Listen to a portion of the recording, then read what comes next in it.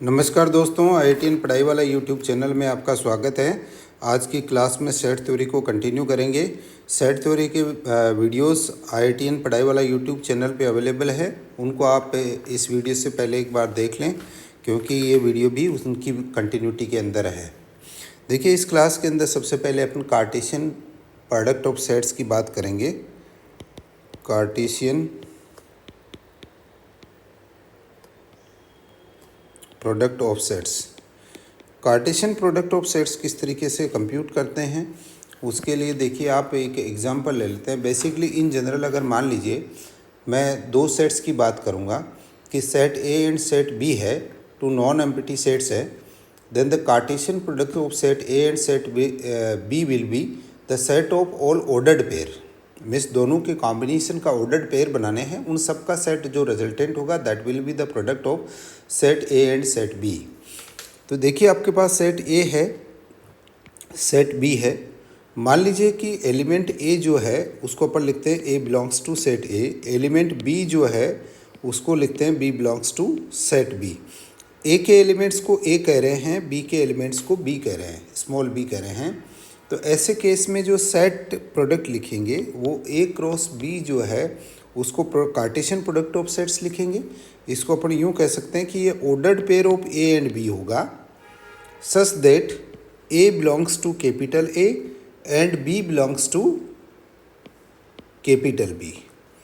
ये आपका इसका जो है सेट बिल्डर फॉर्म होगी प्रोडक्ट की। एग्जाम्पल लेके डिस्कस करते हैं किस तरीके से आप इसको कंप्यूट करेंगे। एग्जाम्पल देख लीजिए। फर्स्ट एग्जाम्पल है, इसके अंदर सेट ए ले लेते हैं। ए सेट आपके पास 1,2 है, ये स्मॉल ए को इंडिकेट करेगा 1 एंड 2। और बी सेट जो आपके पास है वो x, y, z है। तो आपको क्या करना है कि ए क्रॉस बी कैलकुलेट करना है, मीन्स आपको ए क्रॉस बी कंप्यूट करना है। तो आप क्या करेंगे, देखिए ये एक सेट होगा जिसके अंदर आपका जो है ordered pair of A and B होगा। तो देखिए ये सेट बिगर सेट है, उसके अंदर 1, x हो गया, ये एक ऑर्डर्ड पेयर हो गया। 1, y हो गया, ये अनदर ऑर्डर्ड पेयर हो गया। 1, z हो गया, ये अनदर ऑर्डर्ड पेयर हो गया। 2, x हो गया, ये अनदर ऑर्डर्ड पेयर है। 2, y है, ये अनदर ऑर्डर्ड पेयर है। एंड 2, z है। ऑल पॉसिबल ऑर्डर्ड पेयर आपने ले लिए हैं। Then this complete set is the Cartesian product of set A and B. तो आप इस तरीके से इसको जो है कंप्यूट करेंगे। अब इसके अंदर एक इम्पॉर्टेंट बात ये जो है ध्यान रखनी है कि यहाँ पे जो सेट ए क्रॉस बी अगर आप करते हैं then it will not equal to B cross A, क्योंकि ए क्रॉस बी और बी क्रॉस ए में क्या होगा कि आपके ऑर्डर पेयर्स का अरेंजमेंट जो है चेंज हो जाएगा। जैसे मान लीजिए मैं बी क्रॉस ए करता हूँ तो x, 1 लिखोगे आप। 1, x is not equal to x, 1। तो आपका A cross B is not equal to B cross A. ये आप इंपॉर्टेंट ध्यान रखेंगे, बहुत इंपॉर्टेंट है ये। इन जनरल इस पे डायरेक्ट क्वेश्चंस भी आपसे पूछे जाते हैं, और जिसमें दे रखा है कि कौन सा रिलेशन ट्रू है और कौन सा फॉल्स है, तो उसमें आप इसको अच्छी तरीके से ध्यान रखेंगे। आप इसके अंदर ए क्रॉस ए भी कैलकुलेट कर सकते हैं। जैसे मान लो कि आपको ये भी पूछा जा सकता है ए क्रॉस ए भी कंप्यूट करवाया जा सकता है आपसे। तो ए क्रॉस ए कंप्यूट करने के लिए आप क्या करें कि जैसे 1, 2 दे रखा है, ऐसे दो सेट मान ले 1, 2 के। फिर जैसे मान लीजिए मैं यह लिखता हूँ ए 1 minute, A is equal to 1, 2 हो गया। आप यहाँ जस्ट रिप्रोड्यूस कर रहा हूँ आप, ताकि आप इसको अच्छी तरीके से समझ पाएँ। देखिए यहाँ से सबसे पहले 1 को 1 के साथ में लेते जाइए। ये फर्स्ट ऑर्डर पेयर 1, 1 होगा, सेकंड ऑर्डर पेयर 1, 2 होगा, थर्ड ऑर्डर पेयर 2, 1 होगा, एंड फोर्थ ऑर्डर पेयर 2, 2 हो गया। तो इस तरीके से आप क्या कर सकते हैं, ए क्रॉस बी भी कंप्यूट कर सकते हैं। सिमिलरली आप बी क्रॉस बी भी कंप्यूट कर सकते हैं। ठीक है, तो इस तरीके से आप क्या करेंगे कि इसके cross product of sets compute कर लेंगे। इम्पोर्टेंट रिजल्ट्स हैं इससे आपके जो है कार्टेशियन प्रोडक्ट्स के इम्पोर्टेंट रिजल्ट्स, उसमें आप देखिए क्या क्या इम्पोर्टेंट रिजल्ट्स हैं वो आप देखते जाइएगा। वन नंबर है A cross B union C. अगर ये आपके पास रहता है then A is equal to होगा A cross B union A cross C. Means आपने क्या किया, ए को इसको वो कर दिया है A cross B intersection C is equal to क्या होगा, A cross B intersection A cross C. 3 number जो है A cross B minus C is equal to होगा A cross B minus A cross C. 4th number जो है A cross B intersection C cross D is equal to क्या होगा, A intersection C cross B intersection D. 5th number जो है if A is subset of B and C is subset of D then A cross C is subset of B cross D. 6 number अपन लिखेंगे if A is subset of B then A cross A is subset of A cross B intersection B cross A. ये सब important relations है जो directly objective questions में पूछे जा सकते हैं, जो आप अच्छी तरीके से ध्यान रखेंगे। अब देखिए एक नेक्स्ट छोटा सा कॉन्सेप्ट है वो और डिस्कस कर लेते हैं, रिलेशंस। रिलेशंस का मतलब क्या है कि आपका जो एक कुछ सर्टेन सेट है उसको अनदर सेट के रेस्पेक्ट में किस तरीके से आपस में कोरिलेटेड रहता है उसको देख लेते हैं। Means there is a relation in a set of ordered pair. तो इसमें अपन ले लेते हैं कि जैसे मान लो let us suppose that x, y is the member of relation R. Then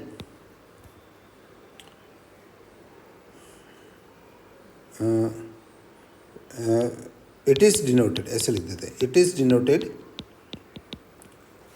by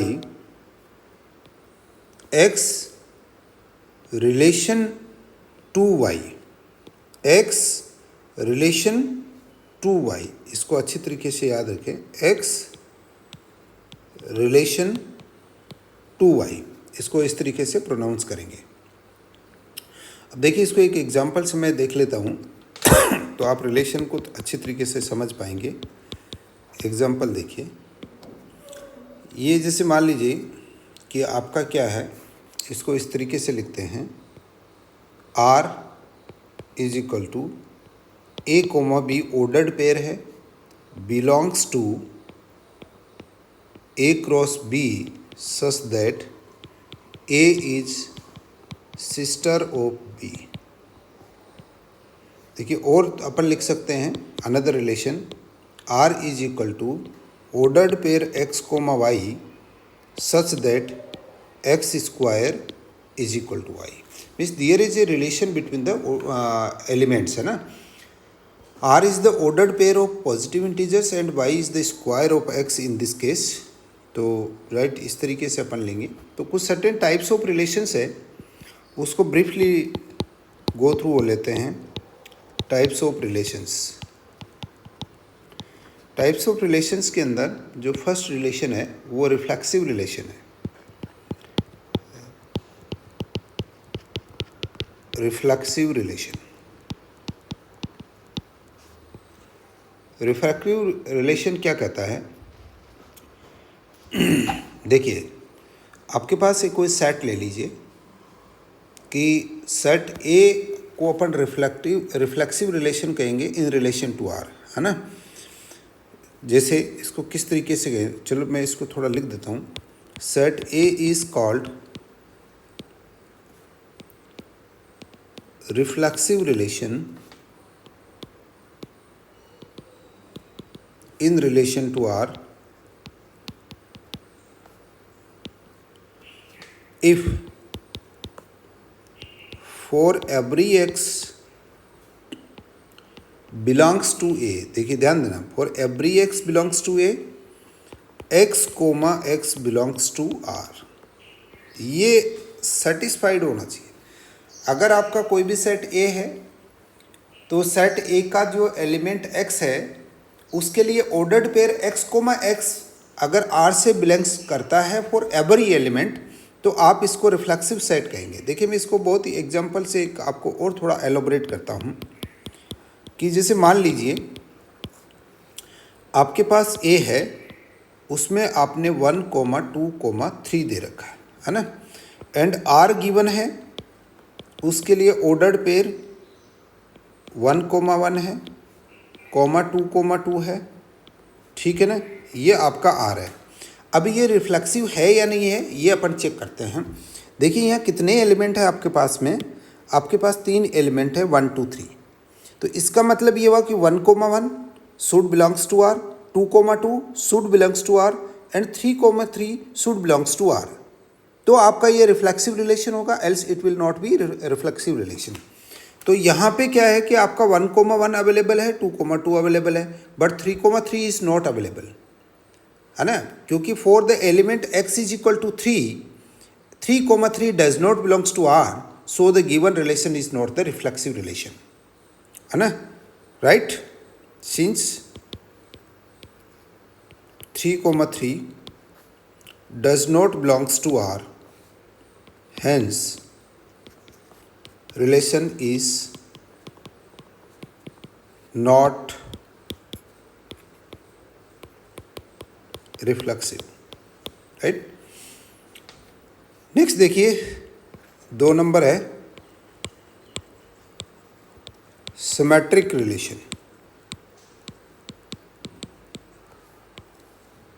symmetric relation देखिए आपके लिए फॉर सेट ए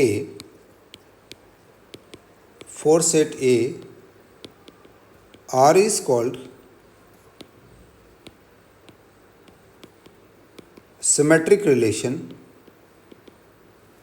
इफ, देखिए ये कंडीशन आप अच्छी तरीके से समझें, if x, y belongs to R and y, x belongs to R, that is x R y and y R x दोनों सेटिस्फाइड हो रहे हैं, तो आप सिमेट्रिक कहेंगे। देखिए फिर एक एग्जांपल से इसको एक्सप्लेन करना पड़ेगा।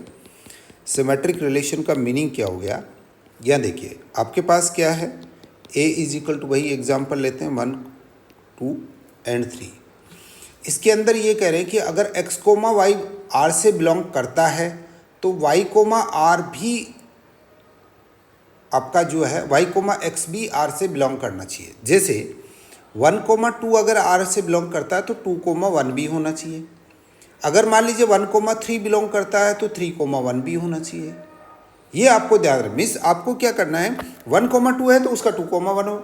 ऐसा ज़रूरी नहीं है कि जैसे मान लो कि एवरी पेयर अवेलेबल हो, एवरी पेयर की अवेलेबिलिटी आप वहाँ चेक कर रहे थे रिफ्लेक्सिव रिलेशंस में। यहाँ पे अगर 1, 2 है देन 2, 1 मीन्स रिवर्स ऑर्डर्ड आपका जो है पेयर भी वहाँ अवेलेबल होना चाहिए, then the relation is symmetric relation. तो अब देखिए इसके अंदर अपने को ये दे रखा है कि and R is equal to 1, 2, 2, 1। देखिए 1, 2 था तो 2, 1 भी अवेलेबल है, 1, 3 है तो 3, 1 भी अवेलेबल है यहाँ पे। इसका मतलब जो भी ऑर्डर्ड पेयर अवेलेबल है उसका ऑपोजिट ऑर्डर्ड पेयर भी अवेलेबल है। तो ये आपका रिलेशन कैसा हो गया, हेंस R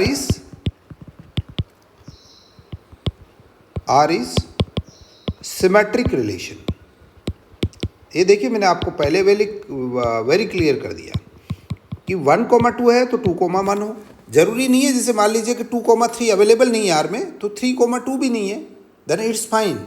यहाँ आपको सभी पेयर चेक नहीं करना है, जो अवेलेबल पेयर है उसका रिवर्स ऑर्डर पेयर अवेलेबल होना चाहिए। तो आप इसको सिमेट्रिक रिलेशन कहेंगे। नेक्स्ट थ्री नंबर देखिए, ट्रांजिटिव रिलेशन।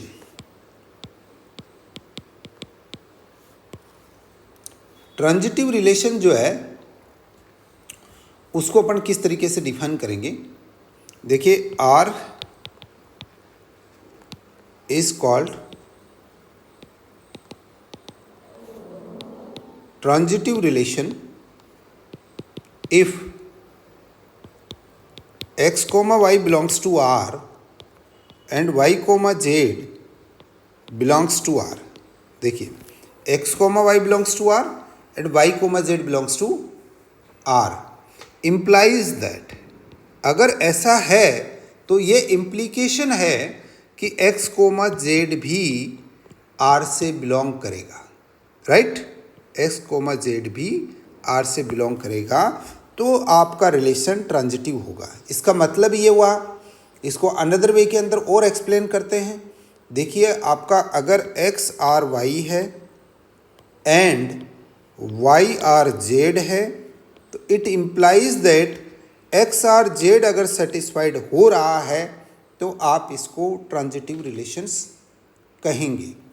एग्जाम्पल ले लेते हैं, ट्रांजिटिव रिलेशन किस तरीके से आप फाइंड आउट करेंगे। एग्जाम्पल देखिए, जैसे वही एग्जाम्पल ले लेते हैं अपन ट्रांजिटिव रिलेशंस के लिए कि अगर आपके पास ए ये दे रखा है 1, 2, 3 है एंड आर आपको दे रखा है आर इज इक्वल टू 1, 2 है, 2, 1 है एंड 1, 1 दे रखा आपको, है ना। तो इसको अपन ट्रांजिटिव रिलेशन नहीं कहेंगे क्योंकि जैसे मान लो आपका 2, 1 बिलोंग्स टू आर है, राइट, और 1, 2 बिलोंग्स टू आर है, लेकिन 2, 2 मैं सॉल्यूशन लिख दें तो थोड़ा आपको क्लैरिटी हो जाएगी। 2, 2 does not belongs to R है, ये इसमें नहीं मिला, so R is not transitive. R is not transitive. अगर ये होता तो ये ट्रांजिटिव हो जाता। नेक्स्ट देखिए फोर्थ वन जो है इक्विवेलेंस रिलेशन है। इक्विवेलेंस रिलेशंस है। इक्विवेलेंस रिलेशंस कैसे होगा कि अगर ऐसा कोई सेट है जिसमें रिफ्लेक्सिव भी है, सिमेट्रिक भी है, ट्रांजिटिव भी है, तो वो इक्विवेलेंट वो इक्विवेलेंस रिलेशन कहलाएगा। R is called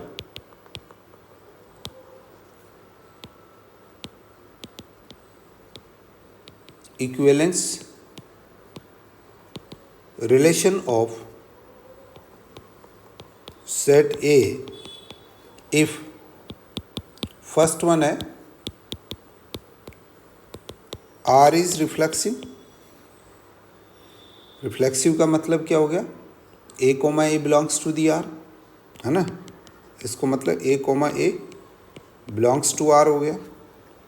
second number जो है आर इज सिमेट्रिक, राइट। इसका मतलब क्या हो गया, A comma B belongs to R implies that B comma A belongs to R. ये आपके रिफ्लेक्सिव रिलेशन हो गया। थर्ड नंबर है R is transitive, that is A comma B and B comma C belongs to R implies that A comma C belongs to R. ये सभी condition satisfy होती है तो इक्विवेलेंस रिलेशन कहलाएगी। Next देखिए क्लास टॉपिक और बचा सेट थ्योरी का, जिसको अपन फंक्शंस कहते हैं, ये और डिस्कस करते हैं।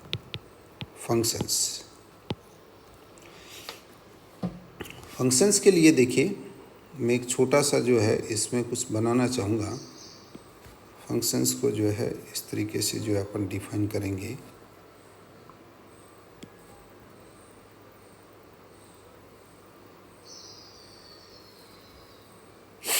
देखिए इसमें जो है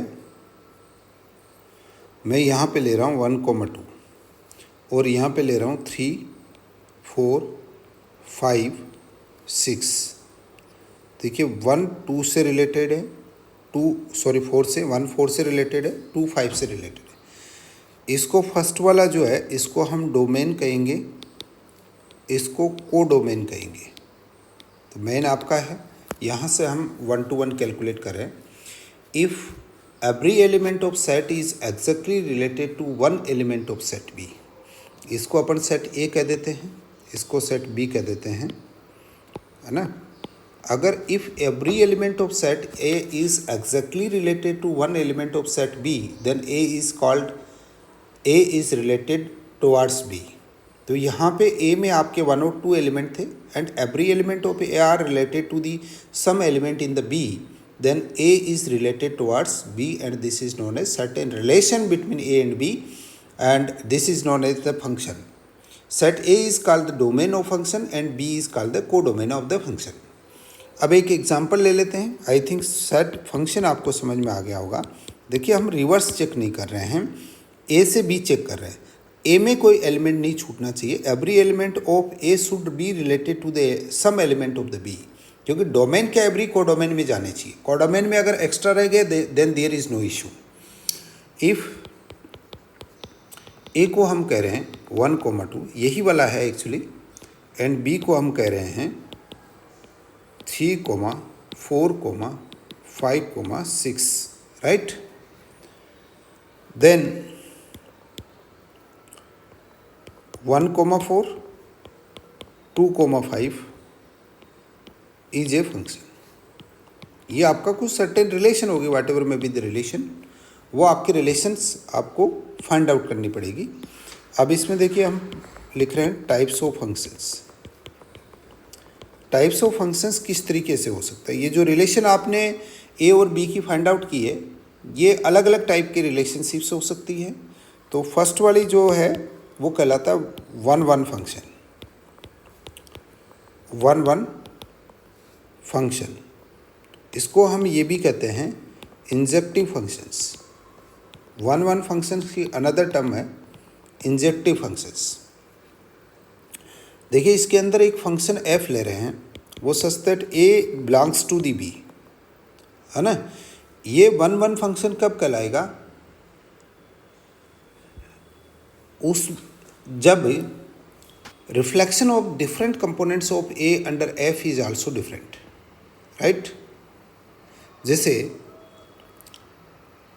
अपन इसको कह रहे हैं, मान लो f ऑफ x है इज इक्वल टू आपने 2x दिया, x बिलोंग्स टू 1, 2, 3 है, तो आपने f फाइंड आउट किया।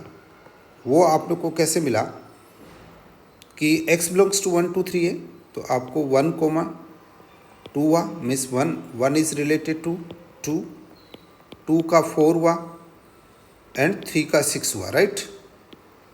तो ये इस टाइप का 1 to 1 है। जैसे आपको 1 है, 1 को 2 से मल्टीप्लाई करिए, 2 आ गया तो ये वाला एलिमेंट मिला। 2 को 2 से मल्टीप्लाई करिए तो 4 एलिमेंट मिला, means 1 is related to 2 by this relation, 2 is related to 4 by this relation, 3 को 2 से मल्टीप्लाई करिए तो आपका 6 मिल गया। तो ये आपका ए टू नेक्स्ट रिलेशन हो गया। तो ये आपका एक फंक्शन आ गया 1-1 फंक्शन। तो 1-1 function means basically you have defined this 1-1 function by this mathematical relation. So every function है सर्टेन मैथमेटिकल रिलेशन, तो आपको उसको आइडेंटिफाई करना है, अकॉर्डिंगली आप जो है उसको देखेंगे। मैनी वन फंक्शन, मैनी से 1 की तो ओर जाता है। देखिए कोई भी फंक्शन है वो a to b है, इसको हम कहेंगे many one function if reflection of the components of a under f are made more than 1 in b। इसको लिख देता हूँ, is called many one function if reflection of the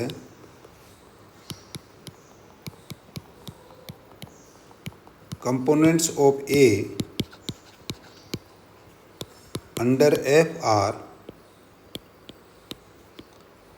made more than 1 in B. 3 number जो है onto function,